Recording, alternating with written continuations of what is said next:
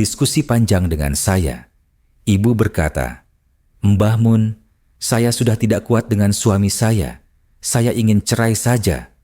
Kiai menjawab, "Emangnya kenapa, Bu?" Ibu menjelaskan, "Suami saya tidak bekerja, tidak kreatif, dan tidak bisa menjadi pemimpin untuk anak-anak. Kalau ayahnya seperti itu, bagaimana nasib anak-anak saya nanti? Saya harus mencari nafkah, capek sekali, sedangkan dia santai saja di rumah." Kiai tersenyum. "Oh, begitu. Cuman itu saja." Ibu menunduk. "Sebenarnya masih banyak lagi, tapi itu yang paling utama." Kiai berkata pelan, "Oh, iya. Mau tahu pandangan saya, Bu?"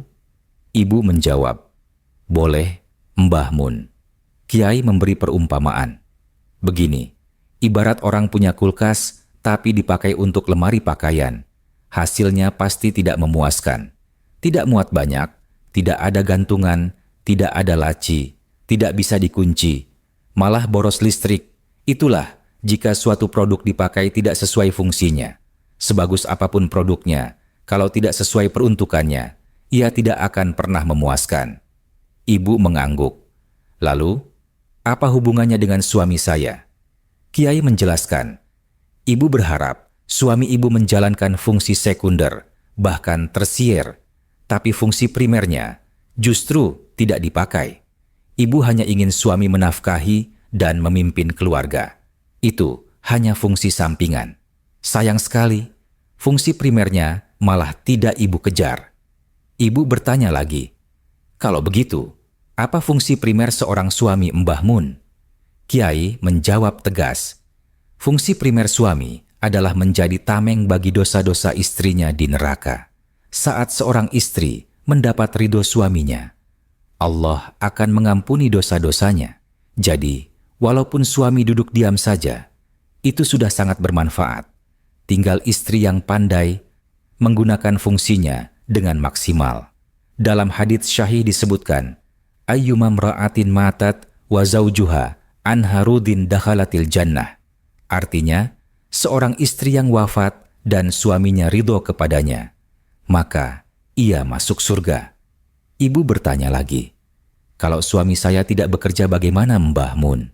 Saya capek kalau harus menanggung semuanya."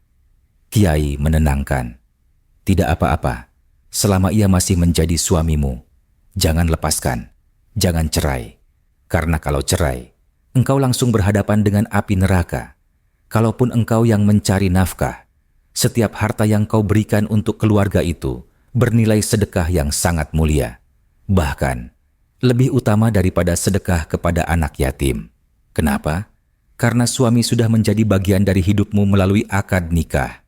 Sedekah untuk keluarga jauh lebih besar pahalanya." Ibu bertanya lagi, "Kalau suami zalim bagaimana? Bahkan KDRT?" Kiai menjawab, "Tidak apa-apa. Semuanya akan kembali pada pelakunya. Suami akan menanggung akibat kezalimannya. Siksa Allah sangat pedih. Sementara engkau, fokuslah pada mencari ridhonya. Pernah dengar istri Fir'aun Asia? Walau disiksa bahkan dibunuh, Allah abadikan doanya di dalam Al-Quran. Ya Tuhanku, bangunkanlah untukku sebuah rumah di sisimu di surga.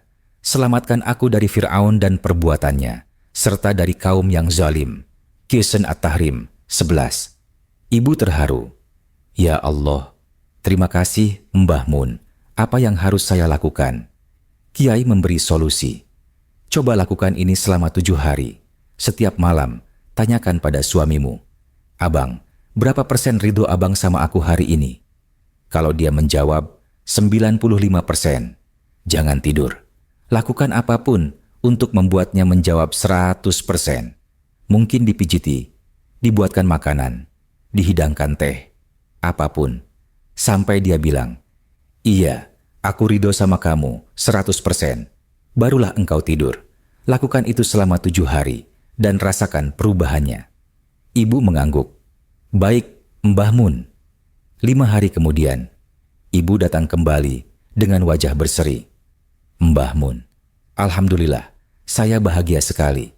Suami saya sekarang mulai berinisiatif mencari pekerjaan. Bahkan mau mengantar saya kemana-mana. Saya ingin terus melakukan saran ini. Tidak hanya 7 hari, tapi selamanya. Kiai menjawab, boleh.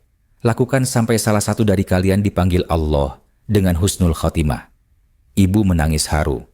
Terima kasih, Mbah Mun. Kiai tersenyum. Sama-sama. Semoga Allah memuliakanmu dan suamimu. Wallahu a'lam bisyawab. Subhanallah, betapa besar kedudukan seorang suami. Ridho, suami bisa menjadi jalan menuju ampunan dan surga bagi seorang istri. Kisah KH. Maimun Zubair ini mengingatkan kita semua, jangan pernah remehkan arti keridhoan. Ridho suami adalah ridho Allah, dan ridho Allah adalah kunci kebahagiaan dunia dan akhirat. Kalau kisah ini bermanfaat untuk Anda, jangan lupa tekan tombol like, tulis pendapat Anda di kolom komentar, dan bagikan video ini agar semakin banyak orang yang mengambil hikmah. Jangan lupa juga subscribe channel Lintas Hikmah untuk terus mendapatkan kisah penuh hikmah dari para ulama. Dikisahkan, ada seorang ibu